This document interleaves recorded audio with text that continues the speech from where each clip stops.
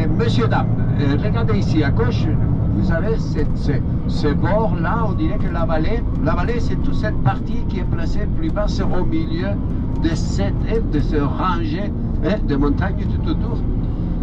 Regardez le bord ici, comme il est abrupt, là, comme ça. Et là, ça, tout ce qui manque là au milieu, c'est le résultat d'un glissement de terrain. Heureusement qu'il n'y était pas.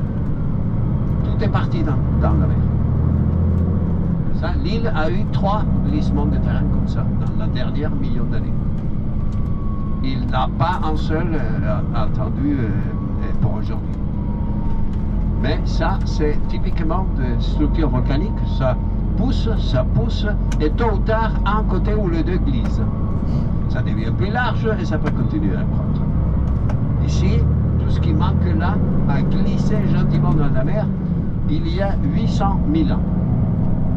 Il y a encore un autre glissement de l'autre côté, 500 000 ans en arrière, et 200 000 ans en arrière, il avait une énorme coupole au-dessus, au milieu de l'île, qui a été balancée par-dessus le flanc nord, a été trouvée à 3000 mètres de profondeur dans l'océan.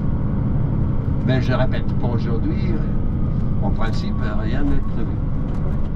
Et le rocher trouvé à 3000 mètres de profondeur, dans la partie nord, à 3000 mètres de profondeur, avait été mesuré, et ça mesurait 1000 km3. L'île, aujourd'hui, fait 2000. Alors, il y avait un charmant morceau qui était par-dessus, qui est parti par-dessus bord, et qui est tombé à la mer, paraît-il. Ils ont calculé aussi, les scientifiques, avec une vitesse de 300 km/h. C'est-à-dire, ça donne réponse à votre question. C'est pas une affaire qui se décroche et qui après ça met du temps. Non, c'est... On passe à autre chose. Ces 3 glissements de terrain, certainement, à l'heure d'arriver à la mer, ça a été à l'origine d'un énorme tsunami. Les scientifiques parlent de 3 tsunamis. Et à l'origine de ces 3 glissements de terrain qui sont partis de entre 300 et 500 mètres de vague. Voilà, le tsunami à l'origine ici de ce glissement est allé direct sur le visage, sur la figure de l'île de la Grande Canarie.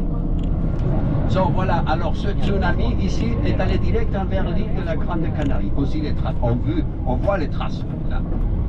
Mais l'île de la Grande Canarie nous en a envoyé aussi des tsunamis. Je veux dire, ça c'est typique dans les îles volcaniques. Il y a un morceau qui tombe, ça permet qu'il y ait de nouvelles éruptions, et voilà.